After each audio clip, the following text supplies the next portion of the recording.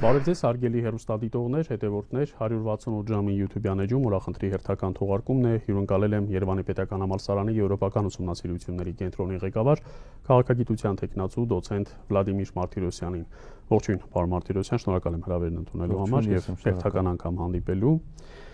Մենք կարծես արդեն ոչ թե քաղաքական, այլ քաղաքակրթական վերափոխման շեմին ենք ըստ վարչախմբի եւ նրա պարագլխի կուսակցական վերջին համաժողովի հայտարարությունների 4-րդ հանրապետություն, Ալիևյան սահմանադրություն, ինքնության վերափոխում, սիմվոլների դեմ անհաշտ պայքար։ Ես տպավորություն ունեմ, որ եթե նախորդ բոլոր ազգակործան զիջումները ինչ որ մի հրաշքով սրանց հաջողվել են եւ սրանք մնացել են անպատիժ ու ավելին իշխանության, ապա այս մեկը արդեն ճամփաբաժան է դառնում կամ դառնալու։ Եվ կա ցավոք սրտի դերևս քաղաքականապես չձևակերպված, բայց շատ խուլ մի դժգոհություն, որի հետևանքները նույնիսկ իրենք չեն կարող պատկերացնել, բայց դա կա, պարոն Մարտիրոսյան, որովհետև եթե դա էլ չլինի, ապա մենք հավանաբար տիեզերքի ու ֆիզիկայի ու քաղաքագիտության բոլոր կանոններից դուրս ենք գործում։ Հետաքրքիր ձևակերպեցիք։ Ջրբաժան, այո, ջրբաժան, ինչու ջրբաժան, որովհետև նոնսենսը հետևյալումն է, չի կարող պետության ղեկավարը փակել պետությունը նորը բացելու հավակնությամբ։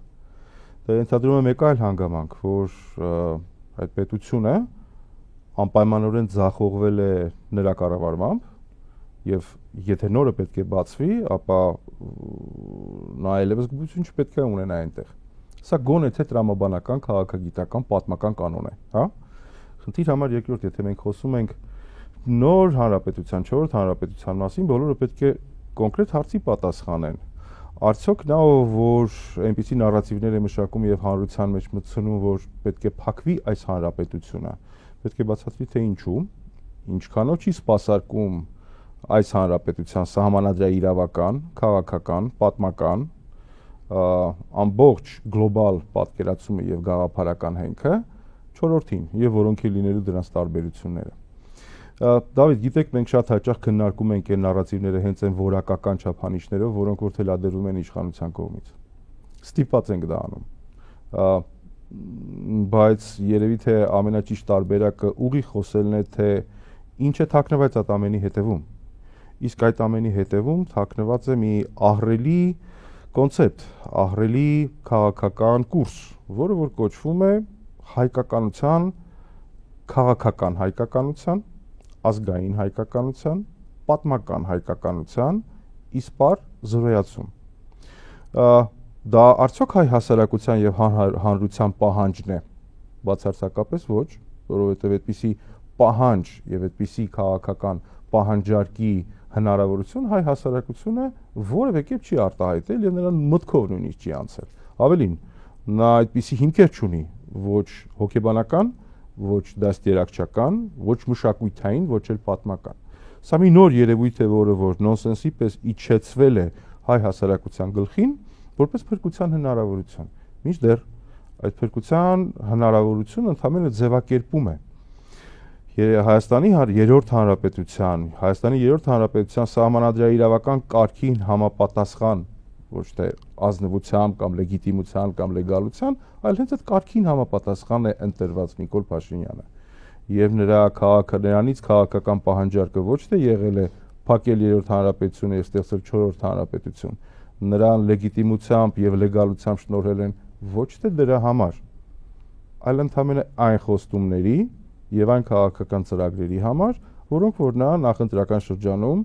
խոստացել է կատարել։ Դա է նրա լեգիտիմության հիմքը։ Նա այլ լեգիտիմության հիմք չունի։ Դրանից հետո նա ամբողջությամբ հիմնարար կերպով հրաժարվել եւ քանդ ու քարափ է արել իր լեգիտիմության հիմքերը շեղվելով ողջ այդ ծրագրից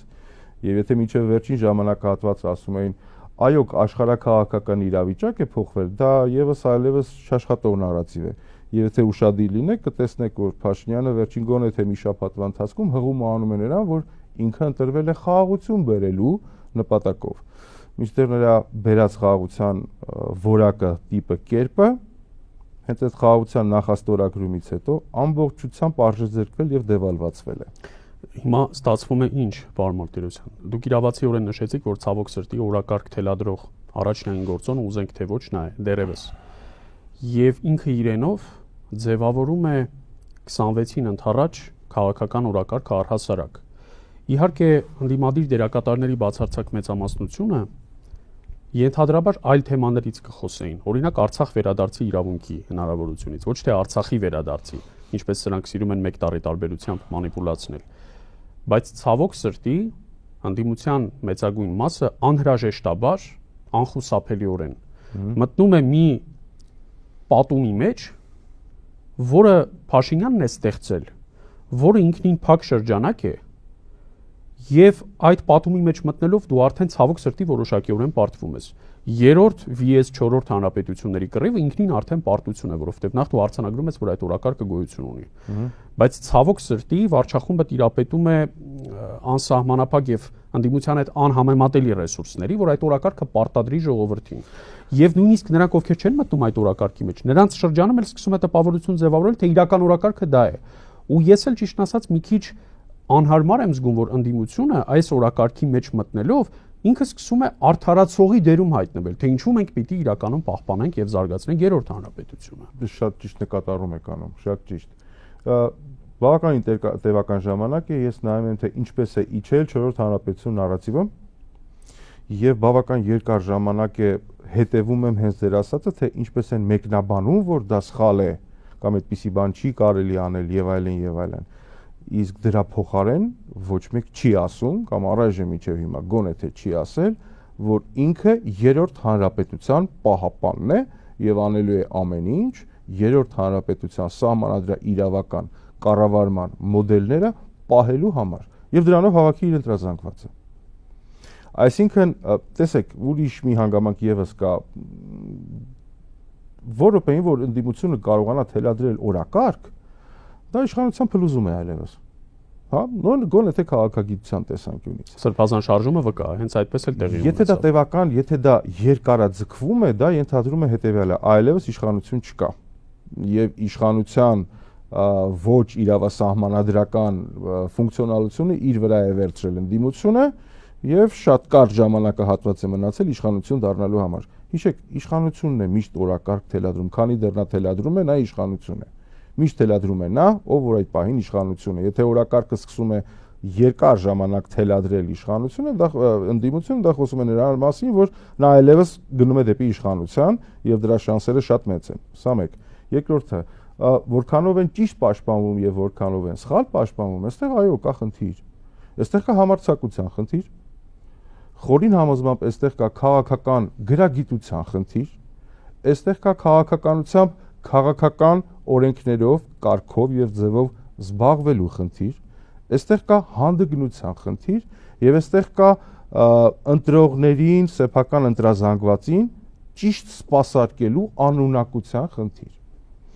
Դիսուկ բերեմ օրինակ, երկարատև ժամանակ է կարծես թե դուք ինքներդ համոզվել եք տարբեր սոցիոլոգիական հարցումներ, շատ մոդայիկ են հիմա դարձել սոցիոլոգիական հարցումները, սոցիոլոգիան գալիս է փոխարինելու քաղաքագիտությանը, դա շատ վտանգավոր բան է։ Սոցիոլոգիական հարցումները խոսում են նրա մասին, որ Փաշինյանի ընտրազանգվածը փոքրացել է։ Որևէ այլևս որևէ օրգանական կապ չունի նախկին 2020 21, 22, նույնիսկ 23 թվականները դա մաշվել է։ Ինչ է անում Փաշինյանը այդ ժամանակահատվածում։ Նա գերքաղաքականացնում է իր ընտրազանգվածին։ Նա գերքաղաքական ռեժիմի մեջ է պահում։ Նրա ամբողջ քաղաքական ընտրազանգվածը իր նարատիվների տարածողներն են։ Լինեն այդ նարատիվները ճիշտ, սխալ, արդարացի թե ոչ, բայց իր ընտրազանգվածին նա տալիս է գործառույթ։ Իր ընտրազանգվածի հետ շատ խիտ աշխատանքի ռեժիմի մեջ է գտնվում։ Ամեն առավոտյան, երբ որ նա բարի լույս է մաղթում եւ ուղղում է իր փողկապը վիդեո ռիլսի տեսքով, մեզ համար դա աբսուրդ կարող է լինել, չէ՞։ Բայց դա ընտրազանգվածի աշխատանք է։ Ինչու է իրան ցույց տալիս առավոտյան հայլու մոտ փողկապը ուղղելու, դա ինչ է, ինչի մասին է դա։ Էլ չեմ խոսում, որ պետության կառավարության ղեկավարն է դա անում, հա։ Դա նպատական չի անում։ Նա որևէ վարքյան չի ուզում կորցնել կապը իր ընտրազանգվածի հետ, որովհետև այդ ընտրազանգվածը ամեն րոպե աշխատանքային ռեժիմի մեջ ազգում իրեն իր առաջնորդի կողմից։ Մոտավորապես պատկերացրիք, ես ինչ եմ ասում։ Մի բան հստակեցնենք, պարոն Մարտիրոսյան, ընտրազանգված թե իրենից կախում ունեցող, ասենք մի քանի տասնյակ հազար մարդ։ Նրանք բոլորը մեկ օրգանական կապի աշխատանքային ռեժիմի, նարատիվների տարածման, համոզմունքների մեջ գտնվող օրգանական մի ամբողջություն են։ Ինչու քաղաքականությամբ չի հետաքրքրում Հայաստանում ահռելի զանգված։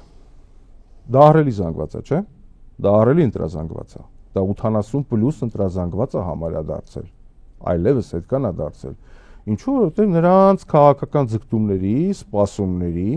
նրանց համար հետաքրքիր քաղաքական նարատիվների սպասարկումը իրենց չի արվում։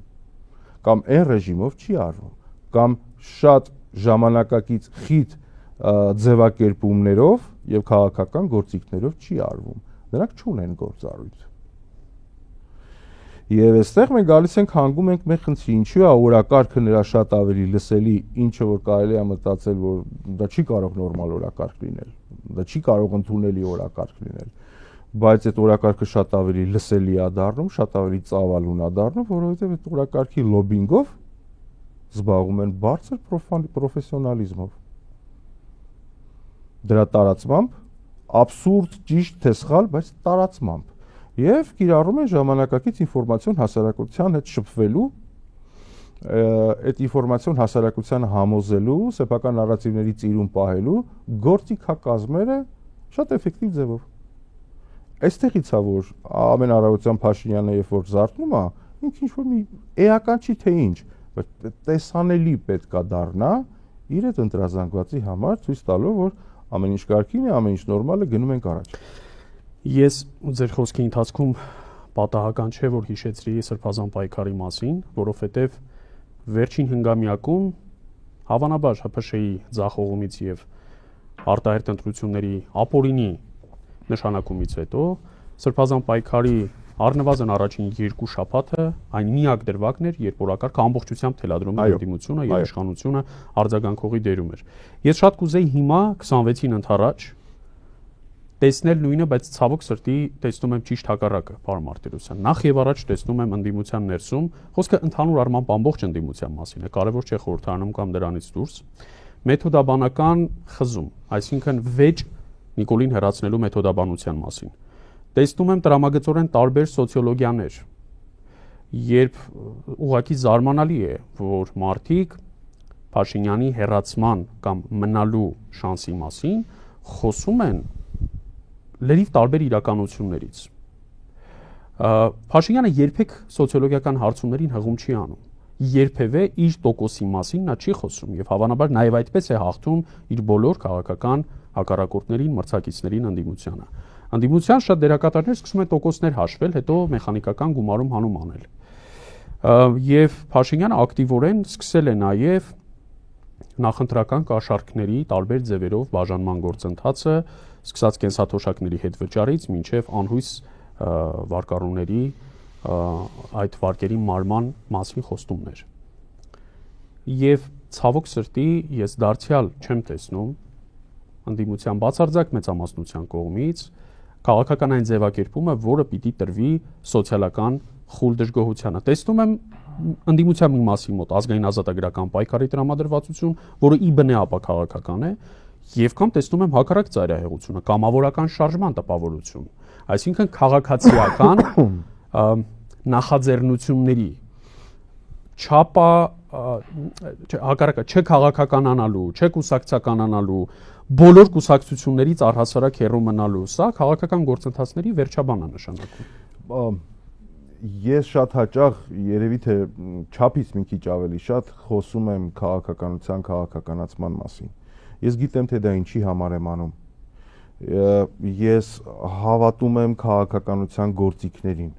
Ես գիտեմ թե քաղաքականությունը ինչպես է աշխատում։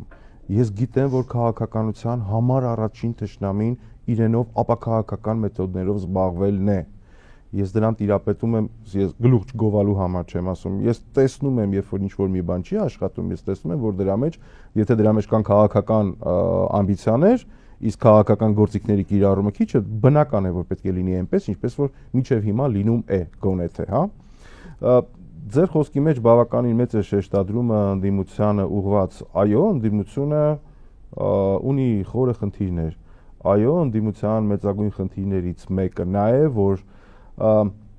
ընդդիմությունը շատ ավելի շեշտ դնում է իր 10% անհամաձայնության իր պարտներների գործընկերների ընդդիմության մեջ,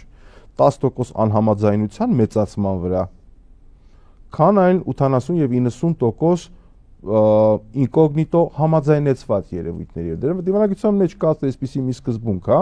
եկեք եթե մեր խնդիրները շատ անլուծելի են, եկեք խոսենք այն խնդիրների մասին, որտեղ որ մենք ունենք ընդհանրություններ կամ գոնե համաձայնվում ենք այդ առումով, հա։ Այստեղ է լինում, որ այդ անհամաձայնության շերտը բանակցային ժամանակահատվածում գնալով փոքրանում է։ Մեր ընդդիմությունը չի ուզում ավելի շատ խոսել այն հանգամանքների շուրջ, որտեղ իրենք համաձայն են։ Իրենց թվում է, որ իրանք այդ պարագայում մրցակցության մեջ կարող է ինչ-որ բան կորցնեն։ Եվ շեշտը դնում ավելի շատ նրա վրա, թե 10%-ի անհամաձայնության մեծը ինչքան շատ է։ 10%-ը վերջի վերջը դա ունենում է ծավալ եւ սկսում է փոքրացնել այդ 80 կամ 20%-ին։ Հասկանում եք, չէ՞ ինչ եմ ասում։ Այսինքն նրանք ավելի շատ խոսում են իրենց հակասությունների մասին, քան ընդհանրությունների։ Մինչդեռ ընդդիմադիր մոբիլիզացիա եւ ընդդիմադիր ընտրազանգվածի մոբիլիզացիային իրենց հակասությունները շատ պետք չեն, այլ իրենց ընդհանրությունները։ Եվ այդ ընդհանրություններին ծավալ տալը։ Եվ այդ ընդհանրություններին ծավալ տալով այդ ահռելի 80%-անոց ընտրազանգվածին քաղաքականացնելը, որպեսզի այդտեղից իրենք կարողանան ստանալ օգտակար գործողության գործակից այդ 12-ին կամ 20-ի դեմ պայքարելու համար։ Ես այս թվերը պատահական չեմ ասում։ Այն բոլոր երևույթները կամ արդյունքները, երբ որ մենք տեսնում ենք, թե ինչպես կարող է մարդը ասել, եկեք երրորդ հանրապետությունը փակենք, բացենք չորրորդը, եւ դրան շատ մեծ արձագանք հասարակությունից եւ հանրությունից չգա, որովհետեւ չի իջեցվում հասարակության տարբեր ծակոտիների, քաղաքական, սոցիալական, հոգեբանական ծակոտիների մեջ այն նարատիվները, որ այս հանրապետությունը, Հայաստանի երրորդ հանրապետությունը մեր հանրապետությունն է եւ պետք է պահպանվի եւ դա պետք է հակադրվի սրանով պետք է հակադրվել այն միստիկ ոչ հայկական, ավելի շատ թուրք-ադրբեջանական նարատիվներով, հոգեբանությամբ, նկրտումներով ներծծված չորրորդ հանրապետությանը։ Այս դիմակայումը բաթլը չի արվում։ Եթե կհիշեք, ես Բեհարանի նկատմամբ Փաշինյանի կողմից նետված մարտահրավերների տեսանկյունից վերջին փուլում արտահայտել եմ հետևյալ նիրքը. Փաշինյանը պարտվել է այս բաթլը։ Որքան էլ նա հետագայում կմշակի ինչ-որ մի երևույթներ, դրանք կունենան երկրորդ սեզոնի կամ երրորդ սեզոնի արտահայտչած ձևեր, այն նպատակադրումով, որով որ նա մտել էր հապարի դեմ պատերազմի, նա անջել է այդ սկզբնական եւ նախնական իր տեսլականներից պարտիզանական մարտի է անցել ավելի շատ։ Դեռ կտեսնենք դա պարտիզանական է թե ոչ, բայց այն տեսքով, որով որ ինքը պլանավորել էր դա անել, նա այդտեղ ձախողվել է եւ կրել է պարտություն։ Ես սա բոլոր իմ հարցազրույցներում ֆիքսում եմ ոչ թե նրա համար, որ մարդիկ հանգստանան, այլ ֆիքսում եմ նրա համար, որպեսզի հասկանան, որ այն exit plane, որի մեջ որ հիմա ինքն է գտնվում 1, 2, 3 ինչ որ քահանաների կիրառմամբ եւ օգտագործմամբ, դա ընդհանրապես exit plane-ի մաս է, այլ ոչ թե իր քաղաքական պլանավորումները շարունակելու, հա? Եվ Փաշինյանի նկատմամբ հաղթանակ տանել հնարավոր է։ Խնդիրը միշտ հետեւյալումն է, որքանով ենք մենք ճիշտ ֆիքսում հաղթանակը եւ այդ հաղթանակը կարողանում վերածել հակահարձակման։ Իսկ մեր պարագայում տեղի ունենալ ունենում ուրիշ բան։ Ես այդ հակահարձակման շատ մեծ շահառուներից էի, որտեղ տեսնում էի, որ սա կիրառման ենթակա է, սրանով կարելի է գնալ առաջ, սրանով կարելի է մարտահրավեր նետել, ֆիքսելով նրա պարտությունը, թուլությունը, եւ դա ամենակարևոր հանգամանքներից մեկն էր, որով որ կարելի էր գնալ նրա նկատմամբ հակահարձակման։ Մենք պաշտպանվում ենք եւ մոռանում ենք հակահարձակման մասին, մինչդեռ նրա իշխանության թուլացման բանալիներից մեկը վախի հաղթահարումն է նրա նկատմամբ մարտահրավեր նետելու։ Ձեր ասացի համար կարևորագույն մարդկային որակը վճռականությունը եւ սկզբունքայնությունն է, որը մեր հասարակության մեծ մասին մեղմ ասած բնորոշ չէ։ Ցավոք սրտի բնորոշ չէ նաև այն հաստատություններին, որոնք պիտի այդպիսին լինեին իրենց էությամբ։ Թող ներվի ասել, մենք երկուսս էլ առաքելական եկեղեցու զավակներ ենք, բայց առողջ քննադատությունը եկեղեցին ներսից պիտի խորացնի։ Հիմա մենք զբաղվում ենք դրանով։ Ճիշտ ասած, իմ ակնկալիքները այս իրավիճակում եկեղեցուց գոնե այս փուլում փոքրինչ այլ էին, պարոն Մարտիրոսյան, եւ ես զարմանքով հայտնաբերեցի, որ վաղարշաբաթի տոնին թեմակալ առաջնորդը կանգնած էր օրինակ Արսեն Թորոսյանի հետ կողք կողքի բեմի վրա։ Այն անձի, որը ամեն օր ու ամեն ժամ պղծում է մեր կարևորագույն ազգային հաստատությունը,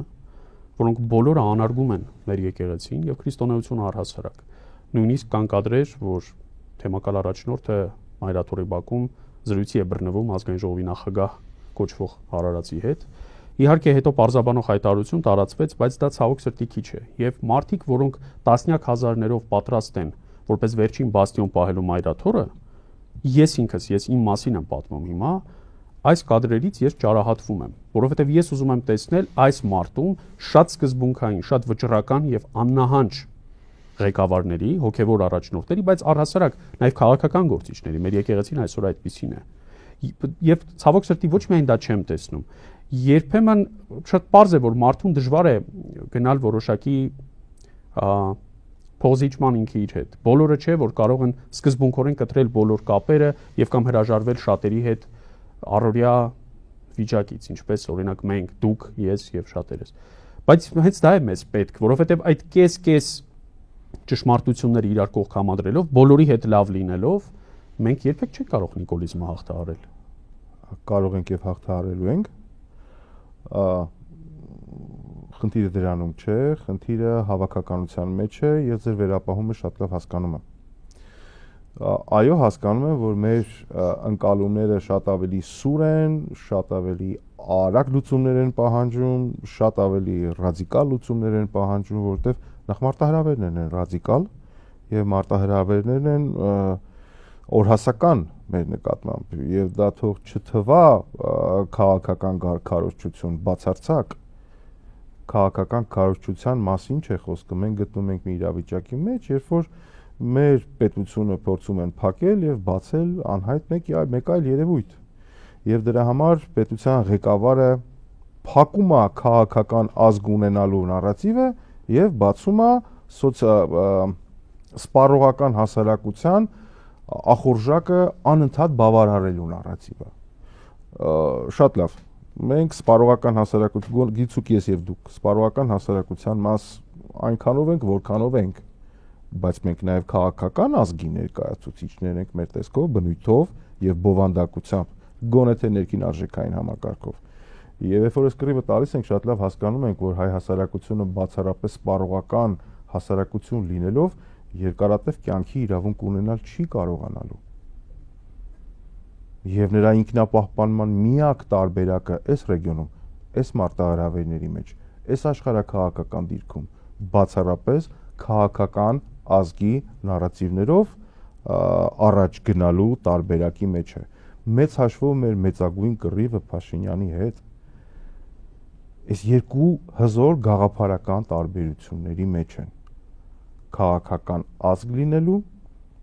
եւ ընթացիկ սպառողական հասարակություն լինելու։ Սպառողական հասարակության մասշտաբները մեծ են, նրա ախորժակի բավարարման հնարավորությունները շատ եւ այդտեղ բարդ բաներից, կարեւոր բաներից խոսելու կարիք չկա, բայց մենք գոնե թե նրա համար ենք եւ մեր առաքելությունը նրա համար է, մեկ բան բացատրելու։ Չեղավ Հայաստանում քաղաքական ազգի գաղափարախոսական նարատիվ պետության համար։ Սպառողական հասարակության գոյատևման հնարավորությունները սահմանափակված են 5-ից 10 տարով։ Նա այլևս այդպեսին չի լինելու։ Ընդ որում, երբ ասում եք քաղաքական ազգ, մարդիկ, որոնք այդ հասկացությունից կարող է խոր պատկերացում չունեն, հավանաբար կարող են մտածել, թե խոսքը ինչ-որ ծանր աշխատանք անելու մասին է։ Խոսքը ընդհանրապես եղած արժեհամակարգից չհրաժարվելու նախնական բազայի մասին է։ Ասենք օրինակ Արցախը կամ Արարատը մտքից չհանելու։ Նույնիսկ եթե այդ ուղղությամբ որևէ գործնական քայլ չես գործադրում։ Ես հիշում եմ մեր նախկին զրույցներից մեկում դուք մի արտահայտություն արեք, որը ինձ շատ է դուր եկել։ ասացիք մեր քաղաքական գործիչները քաղաքականության փոխարեն քաղաքագիտությամբ են զբաղվում եւ ցավոք սրտի ես ամեն օր դա տեսնում եմ որքան մոտենում է ընտրարշավը ես դա ավելի ու ավելի եմ տեսնում մի կողմից մեր քաղաքական ուժերի մեծամասնությունը խոսում է այն կանխավարկածով ընդդիմության մասին է խոսքը որ մենք պիտի շարունակենք մնալ քաղաքական ազգ բայց մյուս կողմից ձեր նշած 80%-ի լոյալությունը վաստակելու համար արվում են աններելի սխալներ թիրախավորվում են մարդիկ, ինստիտուտներ, որոնք միանգամից իրենց պաշտպանություն են գտնում այս վարչախմբի հովանու ներքո միայն ընդդիմության թիրախավորմամբ։ Այսինքն, եթե ընդդիմությունը ոչինչ էլ չանի, իշխանությունը նրանց իրենց կողմ բերելու համար ոչինչ էլ չանի, միայն ընդդիմության հետևողական թիրախավորումը այդ անձանց ու ինստիտուտներին հերիք է, որ այդ մարդիկ անգիտակցաբար պաշտպանություն որոնեն իշխանության հովանու տակ։ Այդ սխալները մենք տեսել ենք, պարոն Մարտիրոսյան, տեսել ենք քանիցս 18 թվականից սկսած, բայց շատ ավելի ցայտուն տեսել ենք 21 թվականին։ Ինձ համար շատ ցայտուն էր այդ օրինակ գլխավոր շտաբի հայտարարությունից հետո, երբ ընդդիմությունը պետք է շատ ոսկերչական աշխատանք տաներ գլխավոր շտաբի հետ, դա չարեց։ Հիմա միակողմանիորեն մեղքը բարդվում է գլխավոր շտաբի գեներալների եւ գնդապետների վրա 40-ից ավել, եւ նրանց մեղքը զգալի է, եւ նրանց մեղքը ծանրակշիռ է։ Բայց ընդդիմությունն էլ հետևողական չեղավ։ Ընդդիմության էական մասը գնաց սկսեց պայմանավորվել արտահերթ ընտրությունների ձևաչափի, ժամկետի, հանգամանքների, ցուցակների շուրջ։ Ակնհայտ էր 21 թվականի փետրվարին արդեն դա էր։ Հիմա էլ է դա ակնհայտ։ Ու ցավոք սրտի են մարդիկ, որոնք ունեն հանրային մեծ հեղինակություն, ճանաչում, համարում, իրենց հետևից կարող են տասնյակ հազարավոր մարդկանց լոյալություն բերել, ու իրենց բնույթով քաղաքական չեն։ Այդ մարդկանց իշխանությունը տանում է իր քովի տակ, որովհետև ընդդիմությունն է նրանց թիրախավորում։ Կա այդպիսի խնդիր, բայց եկեք ես դրա մասին հիմա չխոսեմ ինչու։ Ես դրա մասին շատ եմ խոսել։ Ես չեմ ուզենա հիմա խոսել դրա մասին, հասկանալով, որ մեր յուրաքանչյուր որակում, ընկալում, նախընտրական փուլում բացարձակապես այլ կերպ է ընկալվելու։ Գոնե են քաղաքական ակտորների, ֆակտորների կողմից, ովքեր որ մտնելու են քաղաքական պայքարի մեջ։ Փորձելու են իրենց օգտակար գործողության գործակիցը բարձրացնել այս ամենի կասեցման համար։ Լինելու են շատերը, ովքեր որ ցույց են տալու, որ դա անում են, բայց միևնույն ժամանակ դա անելու են բացարձակ այլ առաքելության համար։ Ես կխնդրեմ, որ այդպիսի պերսոնաժների եւս շատ ուշադիր լինեն։ Եվ դա էական հանգամանք է լինելու այս ընտրությունների ժամանակ։ Ցավոք սրտի Հայաստանը գտնում է այլևս ընտրարշավի մեջ։ Քաղաքական կուսակցությունները փորձում են բյուրեղացնել իրենց առաջարկի, ինչը շատ լավ է, առաջարկի բլոկը, այսպես ասած, փորձում են առաջարկել մեխանիզմներ, որով որ Փաշինյանի քաղաքական ընթացքը կկասեցվի, կամ գոնե դրա վերարտադրությունը տեղի չի ունենա։ Մենք մտել ենք հունի մեջ։ Այս պարագայում խոսել 1 կամ 2 տարի առաջվա տրամաբանությամբ ուղղակիորեն չի կարելի, որովհետև հավատացած եղեք, ոչ ին որ ձեր շահերից դա այլևս չի բխելու, հա, ինչ որ պետք է ասվել, արդեն ասվել է։ Այն ինչով որ կարելի էր բերել ուշքի, ասվել է եւ արվել է։ Ես կարծում եմ, որ այս ժամանակահատվածը մենք պետք է ավելի շատ օգնենք եւ օգտագործենք հետեւյալ տրամաբանությամբ առաջիկա ընտրությունների Փաշինյանի մեծագույն վախը եւ վտանգը մեկ հանգամանք է։ Մեկ բարձր մասնակցայնություն։ Այն 80%-ից մաքսիմալ բարձր քաղաքականացվածություն, հետևաբար նաև ընտրությունների մասնակցություն։ Ինչքան քիչ մարդ կա տեղամաս, այնքան լավ Փաշինյանի համար։ Միանշանակ։ Ինչու՞, որովհետև երբ որ մենք սկսեցինք խոսել, թե ինչպես է Փաշինյանը աշխատում իր ընտրազանգվածի հետ, դա բազմապատկվելու է առաջիկայում։ Իսկ նրանք գերքաղաքականացված ռեժիմից դառնալու են նաև գերակտիվ հողի վրա ֆունկցիոնալության տեսանկյունից, նրանց տրվելու է ֆինանսատնտեսական հնարավորություններ, ամբողջական բազան դրա, Փաշինյանի վարչական ռեսուրսը խնդրում եմ գումարեք, վարչական ռեսուրսից կախում ունեցող տնտեսվարողներ, բիզնեսմեններ, սպառողներ եւ այլն եւ այլն։ Սա մի ամբողջական թիմ չասեմ, բայց մի ամբողջական հարույթի մի մաս է, որին որ բացարձակապես նաև չեն հետաքրքրում եւ շատ հաճախ նաև օտար են այն նարատիվները, որոնք որ Փաշինյանը իջացնում է։ Նրանց համար Փաշինյանի պարագայում ամենաեական բանն է, որ նա պաշտոնատար անձ է եւ իրենք ունեն կախում իրենից։ Մենք շատ հաճախ դա մեզ համար որևէ ազդեցություն չունի, Մենք պահում ենք այն հենասյուները, որոնց նկատմամբ նա մարտահրավերներ է նետում, ով ուզում է լինի նետողը։ Բայց ամենակարևոր խնդիրը հետագա ընտրությունների ժամանակ, որ այդ մասնակցայնության բարձրությունը նաև պետք է ապահովի եւ քաղաքականացնի այն ապաքաղաքական շատ մեծ զանգվածներին, այն ընկալումն է, որ որքան էլ ձեզ ականջ շոյող դրամաբանությամբ, տարբերակներով, օվերտոնի պատուհաններով, կիսաճշմարտություններով եւ մետաճշմարտություններով ապացուցեն 4-րդ հանրապետության ստեղծման անհրաժեշտության, հայրենիք սիրելու տարբեր ձևերի եւ մոդելների, մշակութային տեղորոշումների մասին, դրանք բոլորը այս դրա նման շղարշ են։ Շղարշ են մեկ քաղաքական նպատակի, քաղաքական ազգի վերացման, ինչի շահառում բացառապես Ադրբեջանի եւ Թուրքիայի հանրապետություններն են, որոնք այդ ամենը ոչ թե անում են նրա համար, որովհետեւ մենք վատն ենք կամ լավն ենք, որովհետեւ նրանք անում են, որովհետեւ իրենց քաղաքական ազգային նպատակների եւ շահերի խորացման տեսանկյունից դա իրենց համար առաջնահերթություն է։ Առաջիկա ընտրարշավի բովանդակության, ենթադրյալ բովանդակության հետ կապված մեկ կանխատեսում կամ ճշգրտում էլ փորձենք անել միասին։ Պարոն Մարտիրոսյան, 2018 եւ 2021 թվականների արտահերթ խորհրդարանական ընտրությունները հիշելով եւ դրանց հետ համեմատականներ անցկացնելով, ես պայմանականորեն կսահմանեի այսպես. 2018-ի դեկտեմբերի արտահերթ խորհրդարանական ընտրությանը Փաշինյանի արչեւ կարևորագույն խնդիրը, բացի սահմանադրական մեծամասնություն վաստակելուց, որը նա ունեցավ, նաեւ իրեն հարմար ընդդիմություն խորհրդարան տանելն էր։ Եվ նա հաջողեց այդ խնդիրը։ Բարգավաճ եւ լուսավոր Հայաստանները անցան խորհրդարան, ի տարբերություն նախկին խորհրդարանում արկա հանրապետականի ու դաշնակցության, որոնք առավել արմատական ընդդիմություն պիտի որ լինեին։ 2021-ին կարծես թե Փաշինյանի խնդիրը էապես փոխվեց։ Այստեղ իր համար ոչ այնքան կարևոր էր իր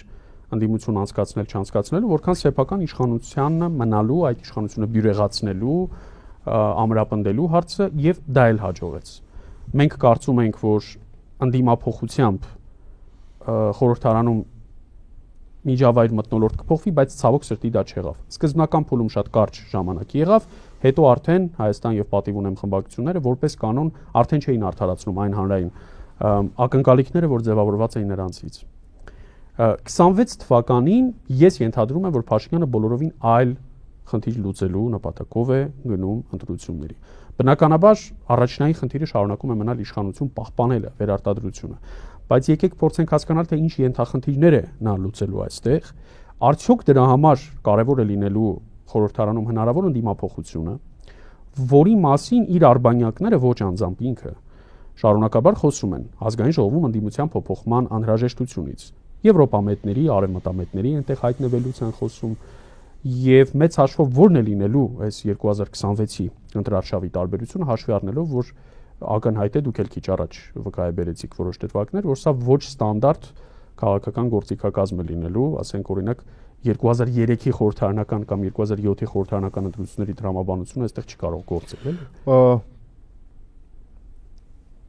Փաշինյանը արդեն անոնսը արել է իր քաղաքական ընտրարշավի հենասյունային սկզբունքի։ Սահմանադրական մեծամասնություն։ Այո, եւ բացի դրանից, որն է գործիքը դրան հասնելու գործիքը դա իր ընտրազանգվածի լայնացումն է, մեծացումն է, այդ ընտրազանգվածի ցավերի, վատ հիշողությունների, մաղձի, թշնամության մեծացման, լայնացման, մեծացման, հա, ինչը իր համար դառնում է լեգիտիմացման կամ լեգիտիմության որոշակի ռեսուրս։ Փաշինյանը մի կարևոր, ես խնդրում եմ ուշադիր եղեք, Փաշինյանը մի կարևոր քաղաքական վարժություն է արել։ Նա փոխարինել է Հայաստանի արտաքին թշնամիների գոյությունը ներքին թշնամիների առկայությամբ։ Թշնամի երևույթը իր օրակարգից դուրս չի եկել։ Տեղի է ունեցել թշնամիների տեղափոխություն։ Ավտորիտար ռեժիմի համար ամենակարևոր հանգամանքը նա է, որ նա ունենա թշնամի ու դեմ պետքա պայքարի, որպեսզի իր քաղաքական ռեժիմի այսպիսին կամ այնպիսին լինելու հանգամանքը նա կարողանա արդարացնել։ Դա ներկայացնելով որպես սպառնալիք պետության, դա ներկայացնելով որպես սպառնալիք, դա ներկայացնելով որ այս սպառնալիքը ունենալով ես պետք է եւ ստիպված եմ լինում նա չկատարել ժողովրդավարությունից, նա չկատարել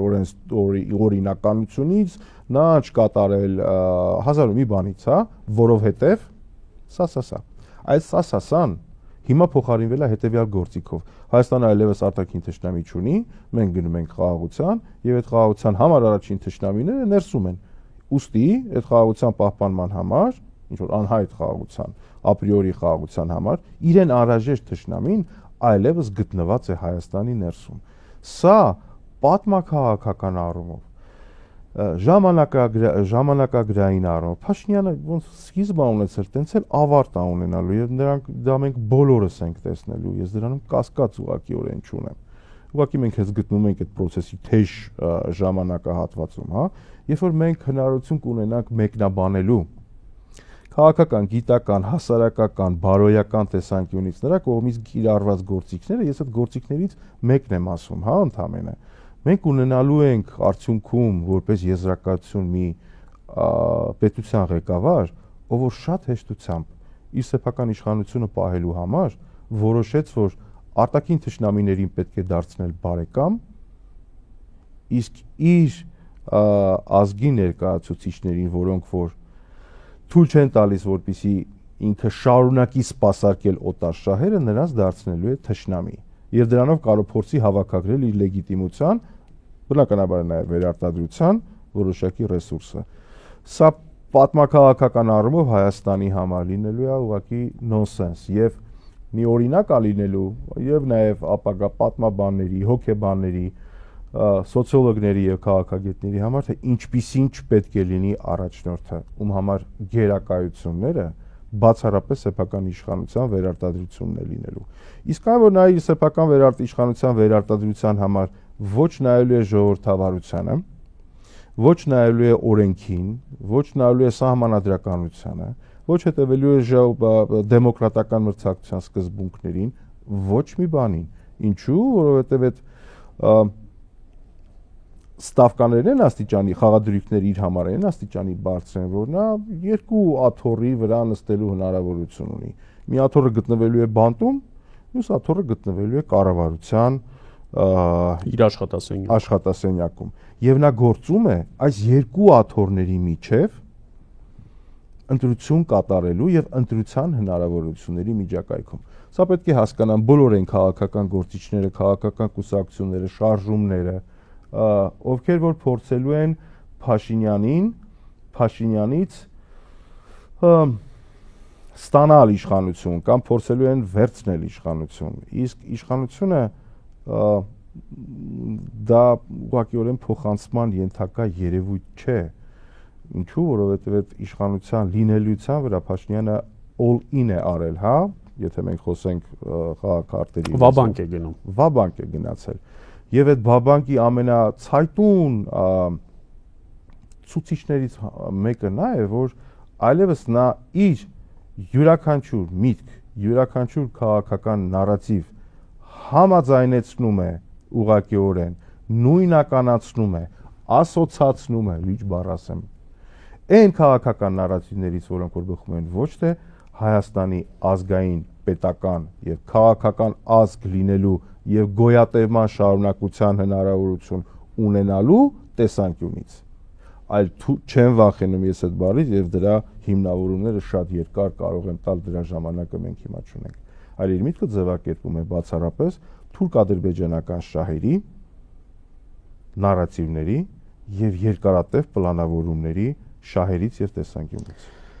Մեկ ուշագրավ դիտարկում Մարիկ, որը կուզեմ առավել բացեք։ Այո, ակնհայտ է, որ առանց թշնամանքի ու ատելության մթնոլորտի, առանց մտածածին անտիպոդ ստեղծելու Փաշինյանը չի կարող մնալ իշխանության եւ ամեն ընտրությունից առաջ թեժացնում է այդ մտածածին անտիպոդի ել ավելի մեծ սպառնալիք լինելը։ Մյուս կողմից ես մեր հասարակության մեջ տեսնում եմ արդեն տոտալ հոգնածություն այդ ատելության, մաղձի, թշնամանքի գերդոզավորումից։ Ես նույնիսկ վստահ չեմ պարոն Մարտիրոսյան, որ հենց իր կամ իրեն լոյալ ընտրազանգվածը պատրաստ է այդ կերակուրը ուտել արդեն որերորդ անգամ։ Այո, պատմականորեն կարող է ամենացածր մասնակցությունը լինել եւ որքան ավելի ցածր լինի, որքան ավելի շատ նա փորձի մարդկանց մղել մնալ տան ու չգնալ տեղամասեր, այնքան ավելի մեծ հարաբերական տոկոս կհավաքի, բայց նույնիսկ իր ընտրազանգվածի ներսում ես չգիտեմ թե բացի ցուցադրական կադրերից, մանկապարտեզների կամ դպրոցների վերանորոգումից ու դա տոտալ թույն ու թարախով մաղձով պարուրելուց, որովհետև դա էլ չի արվում դրական կոնտեքստով, արվում է բացառապես բացասական կոնտեքստով ի հակադրություն նախկինների։ Ես չգիտեմ, մարդկանց մեջ ի վերջո ինչը կգերիշխի։ Միգուցե այս անգամ արդեն բացարձակ հանրային ընդունելություն չգտնի նրա այդ ամենուր թույն ու թարախ ատելություն եւ մաղձ տարածելու մոլուցքը։ Ես ձեր խոսքում նկատում եմ, որ դուք հասարակությանը ընտրազանգվածին նույնիսկ ընդդիմադիր ընտրազանգվածին դիտարկում եք միատար։ Հավատացեք, դա այդպես չէ։ Հավատացեք, որ դա շատ բազմաշերտ է, շատ տարբեր գերակայություններ ունեցող է, շատ տարբեր կախվածություններ ունեցող է։ Ի տարբերություն 2021 թվականի, 2026 թվականի Նիկոլ Փաշինյանը գնում է շատ ավելի հզորացած վարչական ռեսուրսով, շատ ավելի կայուն եւ մեծ նյութական ռեսուրսներով, շատ ավելի մեծ մարդկային ռեսուրսներով, որոնք որ ունեն պաշտոնատար դիրք, ազդեցություն, որտեղ դա երկարաձգվել է, յուրաքանչյուր իշխանություն երկարաձգվելու պարագայում շատ ավելի մեծ ներդրումներ է անում այդ ամեն ինչի իր վարչական ռեսուրսների, մկանների, ունակությունների վրա։ Դա քիչ ուշ բերում է նաև ներքին բախումների, ինչը որ պարզ է արդեն երևում է, տեսնում է, հա, երևում է դա կա։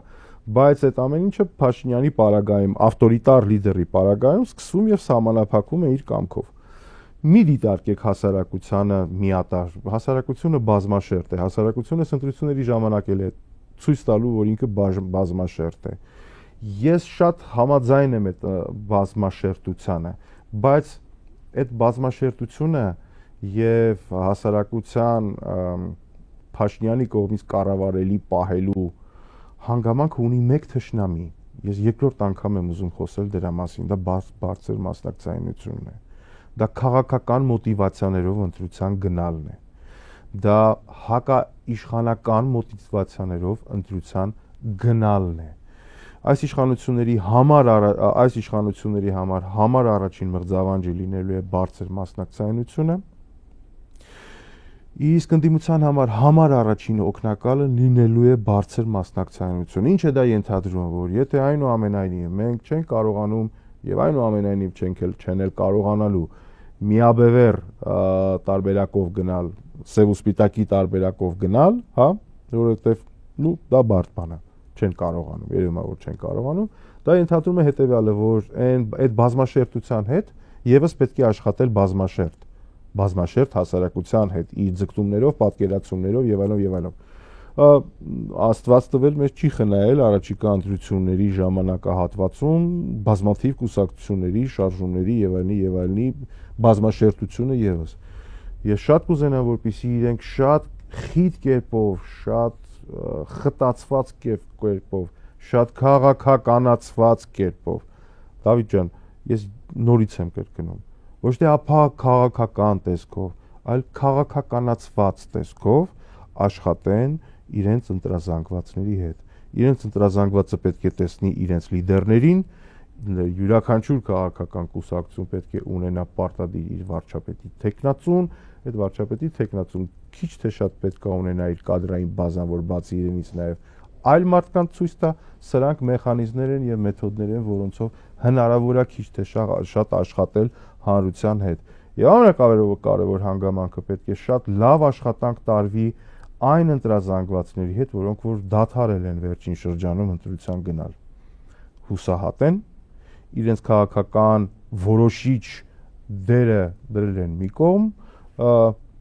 հարմարվել են իրավիճակի հետ եւ կարծում եմ, որ իրենցից ոչինչ կախված չէ։ Այդ հասարակության եւ այդ հանրային զանգվածների վրա ազդելու եւս հնարավորություններ կան։ Պետք է 80%-անոց չկողմնորոշված, քիչ կողմնորոշված, թերի կողմնորոշված ընտրազանգվածին, որ այսօր անընդհատ ընտրություններից մենք ավելի շատ խոսեցինք, բայց նրանց պետք է գերքաղաքականացնել, բանալին այդտեղ է։ Փաշինյանը անում է մեկ բան, տարածում է վախ։ Այդ վախը բերում է լոյալության։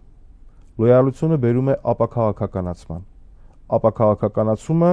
բերում է այն հանգամանքի, որ հանրությունը դադարում է քաղաքական որոշումների վրա ազդեցություն ունենալ։ Դա իր հերթին բերում է նրան, որ քաղաքական որոշումների համար Փաշինյանը այլևս պատասխանատվություն չի կրում։ Ես մի նախադասության մեջ ամբողջ շարքը նկարագրեցի քաղաքականությամբ չզբաղվողների վտանգը ինչպիսին է լինում պետության համար։ Մենք բերում ենք մի իրավիճակի, երբ որ ձևավորում ենք իշխանություն,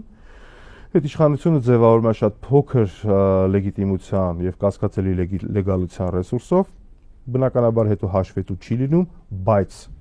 շակերտների մեջ ամեն ինչ անում է հանուն ժողովրդի եւ հանուն այդ ժողովրդի պետության բարգավաճման եւ զարգացման։ Մենք զրույցի գերակշիռ մասը խոսեցինք առաջիկա ընտրություններից, քանի որ դուք իրավացիորեն նշեցիք, որ մենք նախընտրական շրջափուլում ենք արդեն, եւ դա իրոք ցավալի է։ Ակնհայտ է, որ նույնիսկ չհայտարարված քաղաքական process-ները ենթատեքստում հենց դա ունեն, բայց 26-ին ընթരാճ ես թարմ հայացքով փորձում եմ վերհիշել 21-ը եւ նույնիսկ որոշ վիճակագրական տվյալներ նայել ԿՀ-ի կայքում։ Եվ օրեր առաջ փորձեցի ու հերթական անգամ մի տխուր վերահաստատման եկա, որ ավելի քան 200,000 ընդդիմադիր ձայն 21 թվականին փոշիացել է։ Այո։ 2021 թվականի արտահերթին եղել է ռեկորդային թվով քաղաքական ուժերի մասնակցություն, 25 քաղաքական ուժ, մեկն էլ չի գրանցվել է, բայց գրանցումը չեղել է համարվել, իսկ 26-ը պիտի լիներ։ Անցել են երկուսը, երրորդը իրավունքի ուժով է հայտնվել խորհրդարանում։ Այսինքն ամենամեծ թվով մասնակից ուժեր, ամենափոքր թվով խմբակցություններ խորհրդարանում ձևավորված։ Այս վտանգները ես դարձյալ տեսնում եմ կախված 26-ին ընթരാճ առավել սուր, առավել ցցուն Պարմարտիրոսյան, քանի որ ընդդիմադիր բևերները մի կողմից դերևս տոտալ խոշորացման չեն գնում, թեև կան որոշ նախանշաններ։ Մյուս կողմից սնկի պես աճում են քաղաքական ուժերը, որոնց մի մասը ակնհայտորեն իրական ընդդիմադիր չէ, եւ ձայներ է փոշիացնելու, իսկ միգուցե մի հրաշքով նույնիսկ հայտնվի խորհրդարանում, ասենք նվազագույն մանդատների թվով, եւ մեծագույն խնդիրը շարունակում է մնալ միասնական ընդդիմադիր քաղաքական առաջարկի բացակայությունը։ Իդեպ շատ վատ է, որ Փաշինյանին, ընդդիմադիր Փաշինյանին եմ այստեղ օրինակ բերում, բայց 2015-18 թվականներին Փաշինյանը թութակի պես ամեն տեղ կրկնում էր հետեւյալը. կա մեկ իշխանություն եւ քվեաթերթիկում պետք է լինի մեկ ընդդիմություն, եւ իր ԿՊ-ն ստեղծում էր որպես մեկ ընդդիմություն։ Այդ իր պատումով նաեւ հակադրության մեջ մտնելով Հայ ազգային կոնգրեսի հետ իր երբեմնի քաղաքական հովանի շարունակաբար խոսում էր այն մասին, որ ընտրողը պետք է մեկ ընդդիմություն տեսնի։ Երբ ընտրողը 25 կամ 24 ընդդիմություն է տեսնում, միգուցե մի քիչ լավ չի կողմնորոշում քաղաքական առաջարկի մեջ։ Ես դրա համար ասացի իմ նախորդ մտքերից մեկի մեջ, որ խնդիրը առաջիկա ընտրությունների ֆորմացիայի տեսանկյունից այնուամենայնիվ մնում է մեկը։ Եթե նույնիսկ չկա կոնսենսուս, դա չի նշանակում, որ կոնսենսուսի վրա աշխատանք չպետք է տարվի։ Եթե չկա կոնսենսուս -1, հա, դա չի նշանակում, որ հակադրությունների մասին շատ պետք է խոսել։ Դա նշանակում է, որ այդ դիվանագիտական գործիքը պարտադիր պետք է կիրառվի։ Այնուամենայնիվ, խնդրում եմ մեկ բան. մի արեք երրորդ եւ չորրորդ հանրապետության հետ նույն բանը, ինչը որ արեցիք խաղաղության կոնցեպտի հետ, հա? Ինչու? Որովհետեւ այդ խաղաղություն բարից ունենալով հակադիրից պատերազմից ունենալով ֆոբիա, ձեր այլընտրանքը բացառապես մնաց խաղաղությունը։ Բայց այդ խաղաղություն բառը շատ ավելի լավ խաղարկվեց, համոզիչ խաղարկվեց, հողի վրա խաղարկվեց, դիվիդենդ բերող ձևով խաղարկվեց Փաշինյանի կողմից, քան ընդդիմության։ Անկախ նրանից, թե նրա բերած խաղաղությունը ինչ որակական հատկանիշներ ունի, ինչ բովանդակություն ունի, ինչ մարտահրավերներ ունի։ Ես շատ ուշադիր նայելու եմ հետևյալ հանգամանքին, ովքեր են լինելու երրորդ հանրապետության պահապանները եւ ովքեր են լինելու չորրորդ հանրապետության լոբիստները։ Ես հստակ գիտակցում եմ, որ չորրորդ հանրապետության լոբինգի մեջ միայն Փաշինյանը չէ, որ ունի իր իշխանության շարունակականությունը ապահովելու նպատակներ։ Փոշիացնողների շատ մեծ մի բանակ դեմ լինելով Փաշինյանին, բայց այնուամենայնիվ 4-րդ հանրապետություն երևույթի լոբինգով, ռեկլամով իդեմս իրենց զբաղվելու է։ Դա որևէ կերպ իրենց դիվիդենդ չի բերելու։ Դա բացառապես բերելու է դիվիդենդ թուրք-ադրբեջանական հեղինակմամբ եւ տեղական գործակատարությամբ 4-րդ հանրապետությունը իրականություն դարձնող շահառուին, իրենս Փաշինյանի։ Կրկին, հարգելի Դավիթ, ես շատ ուշադիր հետևելու եմ ովքեր են լինելու 3-րդ հանրապետության պահապանները քաղաքական տեսանկյունից եւ ովքեր են լինելու ինկոգնիտո ոչ փաշինյանական, բայց այնուամենայնիվ 4-րդ հանրապետության լոբիստները նախընտրական ժամանակահատվածում։ Վերջինները արդեն դրսևորվում են։ Այդ խորհուրդը նաեւ կտան բոլոր նրանց, ովքեր որ փորձելու են կողմնորոշվել քաղաքական իրենց ընտրության մեջ։ Եվ չստացվի այնպես, որ դեմ լինելով 4-րդ հանրապետությանը այնուամենայնիվ գնալու են այն նարատիվների հետևից, որոնք որ իրականություն են դարձնելու այդ 4-րդ հանրապետությունը, որի կերպը, ձևը, ինքնությունը, գաղափարախոսությունը, շարունակությունը, հայկականությունը որևէ մեկը, որևէ կերպ միջև հիմա ոչ ցույց է տվել, ոչ էլ փորձել է ապացուցել։ 4-րդ հանրապետություն երևույթը ամբողջությամբ 3-րդ հանրապետությանը հիշողության, ինքնության, ժառանգության, պատվի եւ կարևորագույն ինքնությանը հակադրվելն է։ Դրա դիմաց առաջարկելով մի միֆականություն, որը որ հայկականությամբ բացառված է որ լծվի, սպառողական հասարակության շահերով միանշանակ կլծվի, թուրք-ադրբեջանական երկարատև նարատիվների եւ ծրագրերով հաստատ կլծվի, մետաճշմարտություններով հաստատ կլծվի եւ այդպիսի Հայաստանի հայկական լինելու գոյությունը շատ կարճ ժամանակահատվածով սահմանափակված կլինի։ Մի կարևոր ասպեկտի քննարկմամբ ավարտենք մեր զրույցը, խոսքը առաջիկա ընտրական գործընթացներում արտաքին դերակատարման մասին է։ Մենք ներքաղաքական կարևոր արձանագրումներ արինք, ես ավելի շատ դա կանվանեի հանդիմությանը որոշակի մեթոդաբանական օգնություն, ինչի համար ձեզ շնորհակալ եմ, բայց կարծում եմ ավելի շնորհակալ պետք է լինեն ընդդիմադիրները, որոնց մի մասը ցավոք սրտի շարունակում է կրկնել այն նույն սխալները, որոնք արվել են 20-21 թվականներին։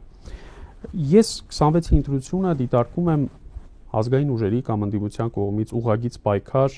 Ալիևի եւ Էրդողանի դեմ։ Ի վերջո Ալիևն ու Էրդողանն են այստեղ գործելու ճիշտ է Նիկոլի դեմքով, բայց նրանք են մտնում մի վերջին մարտի մեջ։ Եվ ակնհայտ է, որ ուժերը անհավասար են։ Ակնհայտ է նաեւ, որ Ալիևը եւ Էրդողանը, այս դեպքում հատկապես Ալիևը, որոշակի տակտիկական զիջումների է գնացել։ Օրինակ, սահմանին չի կրակում, փորձում է փոքր-ինչ մեղմել ռետորիկան իբր թե եւ այլն։ Եվ այդ ամենը Փաշինյանը հմտորեն փորձում է այստեղ փաթեթավորել։ Բայց մյուս կողմից ես նաեւ ընկալում եմ, որ երբ Ալիևը հատկապես բռնազավթված Արցախից խոսում է Հայաստանը հայությանը բնաջնջելու մասին, դա արդեն Հայաստանի ապագա իշխանության հետ հերավար բանակցություն է։ Ալիևը պարզ է, որ դա Նիկոլին չի ասում։ Նիկոլը ով է, որ Ալիևը նրան զգուշացնի։ Ալիևը խոսում է այստեղի հասարակական, քաղաքական, առողջ ընդդիմադիր ուժերի իր բնորոշմամբ ռևանշիստների, ազգային գործիչների եւ բևերների հետ։ Եվ իմ մտավախությունը այն է, պարոն Մարտիրոսյան, որ կշերքի նժարները խիստ անհավասար են, որովհետև հակառակ կողմի արտաքին քաղաքական նժարի ծանրությունը ես չեմ տեսնում։ Ես չեմ տեսնում աշխարհում այսօր գետ մեկ պետություն, որը հետաքրքրված է Հայաստանի Հանրապետության ներկայիս սահմանների պահպանությամբ։ Նույնիսկ Իրանը այդպես ինչ է։ Ես մի քիչ կարող է ձեզ իմ բնորոշումները սուր թվալ, բայց ես կխնդրեմ ուշադիր լինել այդ բնորոշումների բովանդակային մասին, հարգելի Դավիթ։ Երբ որ ես ասում եմ, որ համար առաջին քաղաքական գործիչը Հայաստանում Ալիևն է, ես դրա հիմնավորումը կարող եմ տալ այն առումով, որ Հայաստանում ստեղծվող քաղաքական պրոդուկտի 90%-ը եւ դրա սպասարկումը դա բացառապես Ալիևի խոշոր քաղաքական ռեգիոնալ շահերի տեսանկյունից է։ Երբ որ մենք խոսում ենք 4-րդ հանրապետության ստեղծման մասին, դա ենթադրում է սահմանադրության փոփոխություն, սահմանադրության փոփոխությունը ենթադրում է Ալիևի պահանջ, սա խոսում է նրա մասին, որ մենք այստեղ նստած անմիջականորեն ռետրանսլյացիա ենք անում իր ասածը։ Մենք անմիջականորեն քննարկում ենք Հայաստանում համար առաջին քաղաքական գործչի կողմից ստեղծված քաղաքական պրոդուկտը 1, 2, 3 Դրա տեղական գործակատարմամբ զբաղվող Փաշինյանը մեզ հազար ու մի բան է ասում, անում, դրամաբանական, անտրամաբանական եւ այլն, որպեսզի դա չերևա։ Եվ նա շատ հաճախ, երբ որ մենք խոսում ենք աբսուրդներից, նա ստիպված է լինում այդ աբսուրդները խոսել քողարկելու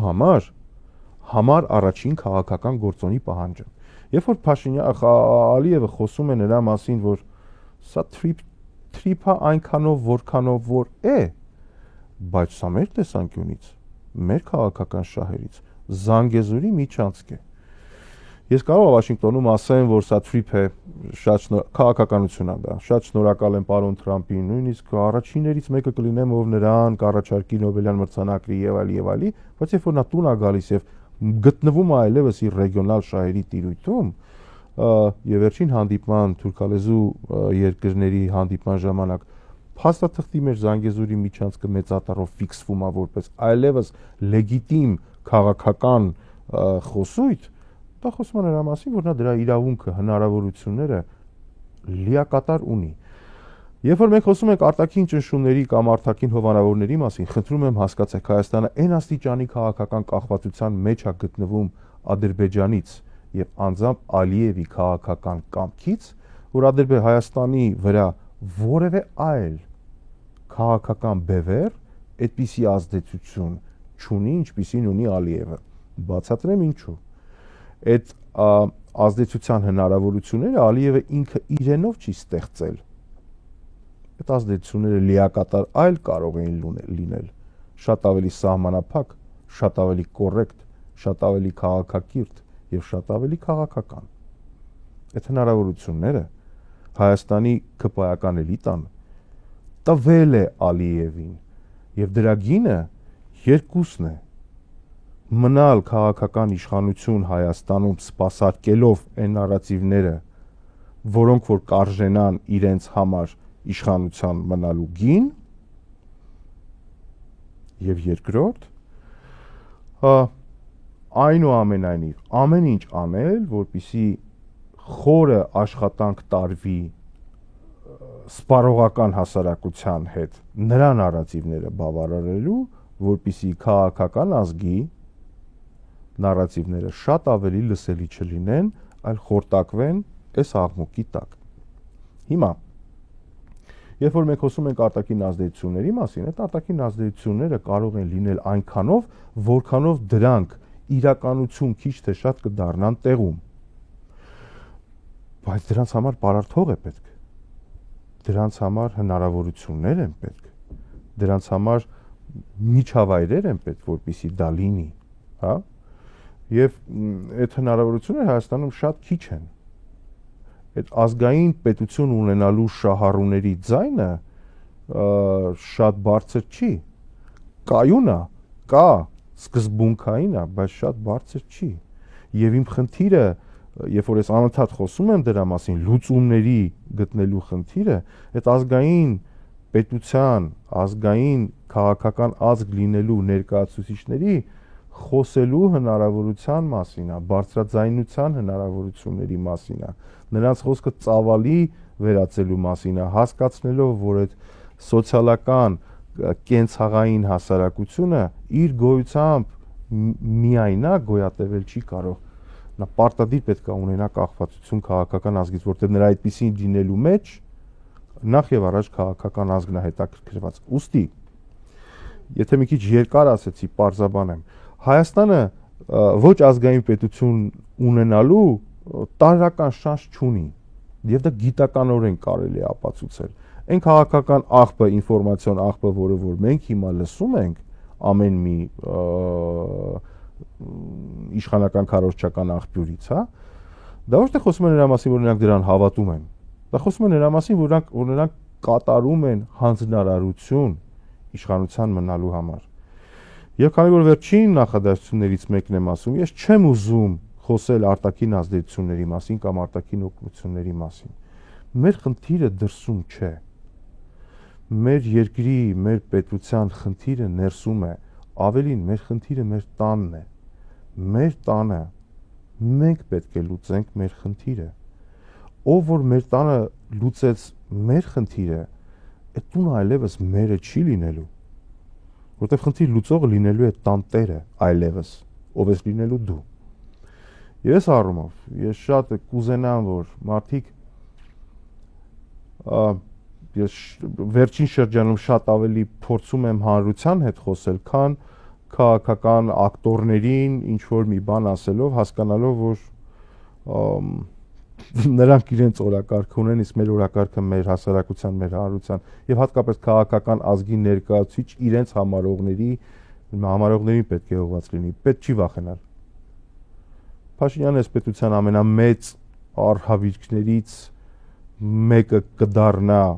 ժամանակագրության առումով, բայց նույնիսկ դրանից պետք չի վախենալ, պետք է լինել ամուր եւ ամենակարևորը հավատալ սեփական սկզբունքներին։ Մենք մեր երկրում եւ մեր պետության մեջ պետք է ունենանք մեզ նման եւ մեր հավատամքներին, մեր սկզբունքներին համապատասխանող պետություն։ Չի կարող լինել այնպես, որ այս հակասության մեջ Փաշինյանը դառնա շատ լավ գործակատար, իսկ մենք հավանություն տանք Ալիևի պատկերացրած Հայաստանը։ Ես շնորհակալ եմ հրավերն ընդունելու եւ այս կարևոր զրույցի համար։ Շնորհակալ եմ։ Ես եմ շնորհակալ։ Զրուցում էի Երևանի Պետական համալսարանի Եվրոպական ուսումնասիրությունների կենտրոնի ղեկավար, քաղաքագիտության տեխնացու դոցենտ Վլադիմիր Մարտիրոսյանի հետ։ Սա ուրախնդրի հերթական թողարկումն էր 168-ի YouTube-յան էջում։ Կհանդիպենք հաջորդ շաբաթավերջին։ Ցտեսություն։